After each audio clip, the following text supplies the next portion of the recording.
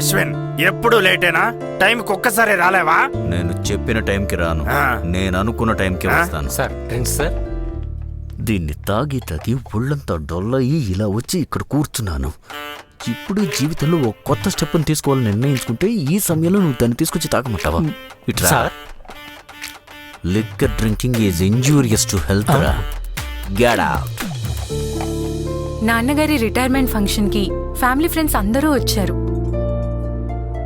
ఈ గెట్ టుగెదర్లో మీ అందరికీ ఒక పర్సనల్ విషయం చెప్పబోతున్నాను. ఈ విషయం మా నాన్నకే ఇంకా తెలీదు.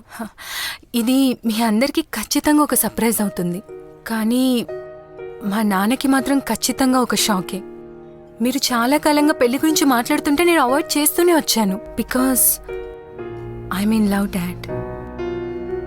మీ దగ్గర ఆ విషయం చెప్పుండొచ్చు, కానీ అందులో ఒక ఏజ్ ఇష్యూ ఉంది. ఇప్పుడు ఆయన ఇక్కడే ఉన్నారు. So sorry dad. నువ్వేం చెప్పాలనుకుంటున్నావో నాకు తెలిసిందిలేమ్మా. I feel this is the right time. ఆయన మీకు ఖచ్చితంగా నచ్చుతారు, నన్ను చాలా బాగా చూసుకుంటారు. లవ్ చేయబట్టి కొంతకాలమే అయింది, but is a true gentle man. ఒక్కటే problem,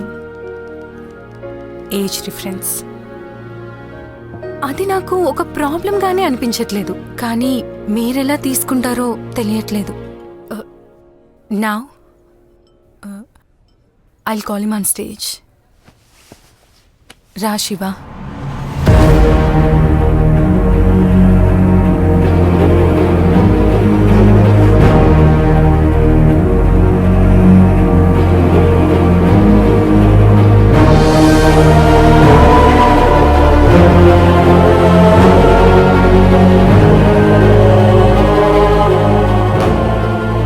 He Shiva, my love.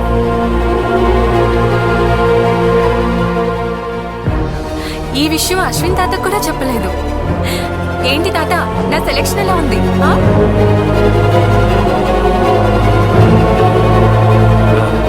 నేనింకా నువ్వు ఆ తాతను లవ్ చేస్తున్నా అని చెప్తావేమని భయపడుతున్నా. ఇప్పుడు కొంచెం ప్రశాంతంగా ఉంది.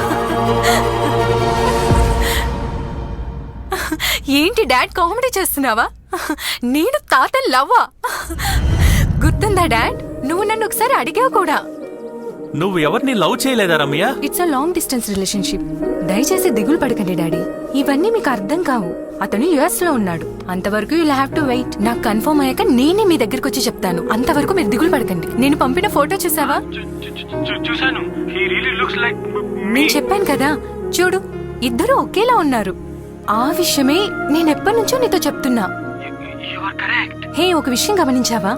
నీకు వయసు అయిపోతే అచ్చం అలాగే ఉంటావు.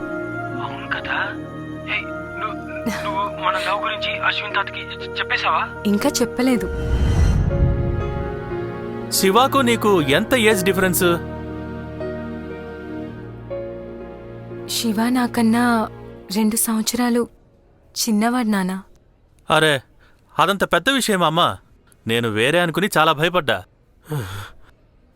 He's a nice dad.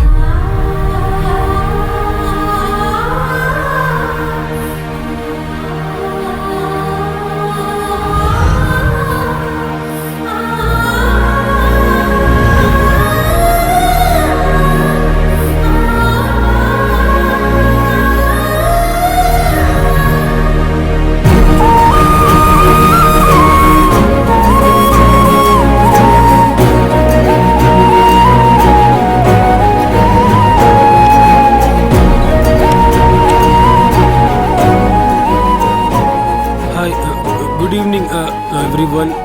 Sorry, అందరికీ నమస్కారం. నా పేరు శివ. నాకు కొంచెం నత్తి ఉంది, కాబట్టి అందరు నన్ను నత్తి శివ అని పిలుస్తుంటారు. సారీ. Thank you. ఓకే కదా?